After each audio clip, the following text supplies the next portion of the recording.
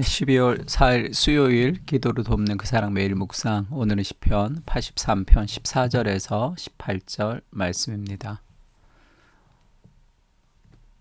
16절에 보면 그런 표현이 있죠. 여호와여 그들의 얼굴에 수치가 가득하게 하사 그들이 주의 이름을 찾게 하소서, 이렇게 얘기합니다.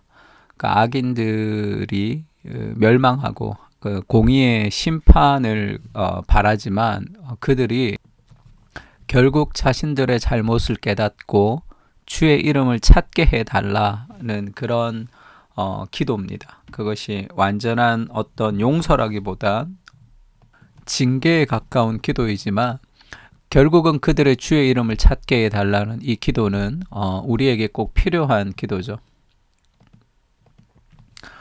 그래서 심판과 함께 회개를 기도하라. 우리에게 악한 행동을 했던 사람들에게 우리는 그대로 돌려주고 싶은 그런 삶의 본성이 있죠. 그럼에도 불구하고 그 사람이 행한 악에 대한 개인적인 용서가 필요하고, 그리스도께서 나를 용서하신 것처럼, 그러나 용서한다는 것이 죄를 없애주거나 그 사람이 죄로 인해서 받을 징계를 받지 않는다는 뜻은 아닙니다. 그러니까 그 사람이 행한 죄의 징계를 고스란히 받으면서도 내가 그 사람에 대한 분노를 상쇄할 수 있는 그런 사랑과 공의의 균형이 우리에게 좀 필요한 거죠. 자식이 잘못할 때 부모가 용서할 수 있습니다. 그 자녀를 사랑하니까 그 자녀를 버리지 않죠. 끝없는 사랑으로 죄를 짓거나 죄를 짓지 않거나 부모가 그를 향한 사랑은 변함이 없습니다. 그렇다고 부모가 그를 향한 사랑이 변함이 없고 그를 용서한다는 이유로 어떤 징계도 하지 않는 부모가 있지 않죠. 그러면 진정한 사랑이 아니잖아요.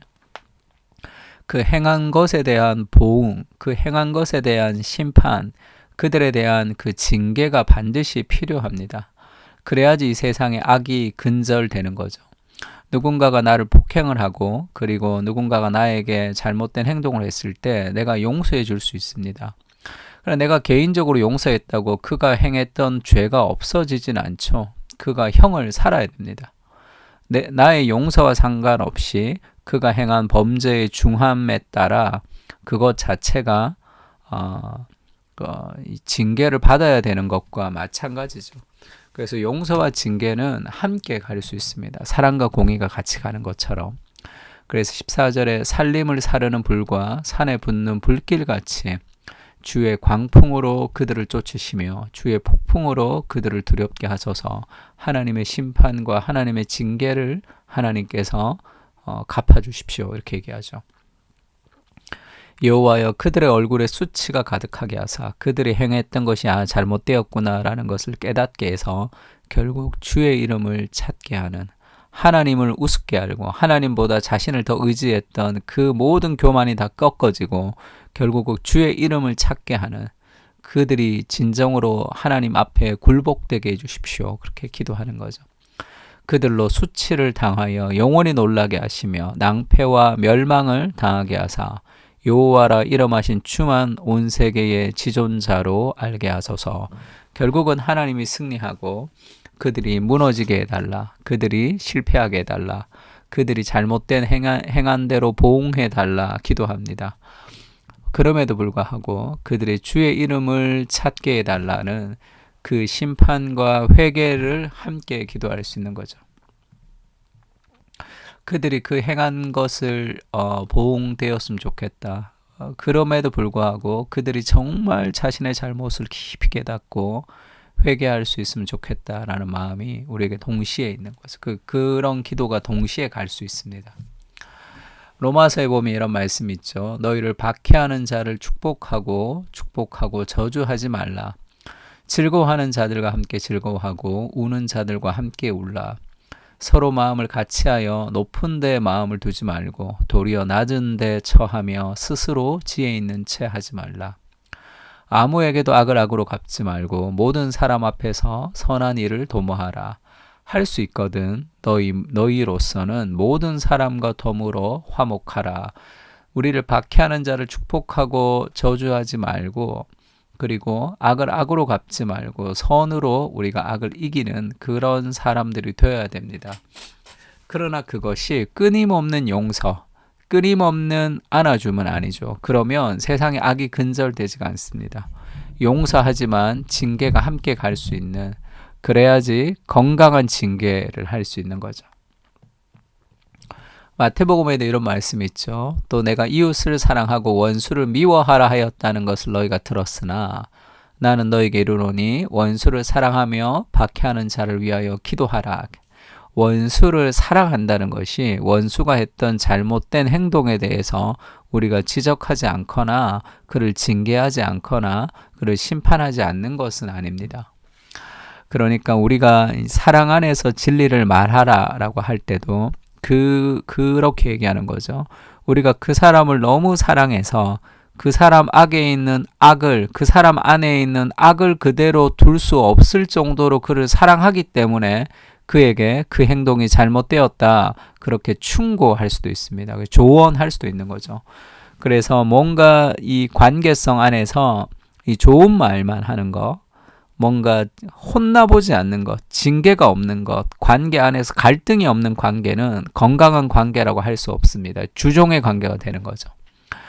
그 사람을 너무 사랑해서 그 사람 안에 있는 악을 그냥 볼 수 없는 정도의 사랑은 견고합니다. 사랑은 용기가 있는 거죠. 남의 자식 함부로 할 수 없지만 자신의 자식이 뭔가 잘못된 길로 갈 때 그냥 가만히 있지 않는 그런 부모가 어디 있습니까? 근데 다른 사람의 자식도 우리가 정말로 사랑한다면 그냥 있을 수 없죠. 그냥 둘 수 없습니다. 그것을. 그래서 박해하는 자를 위해서 기도하고 원수를 사랑한다는 것은 그들에게 좋은 말만 해주는 것은 아니에요. 그냥 용서만 해준다는 개념은 아닙니다. 이같이 한즉 하늘에 계신 너희 아버지의 아들이 되리니 이는 하나님이 그 해를 악인과 선인에게 비추시며 비를 의로운 자와 불의한 자에게 내려주심이라.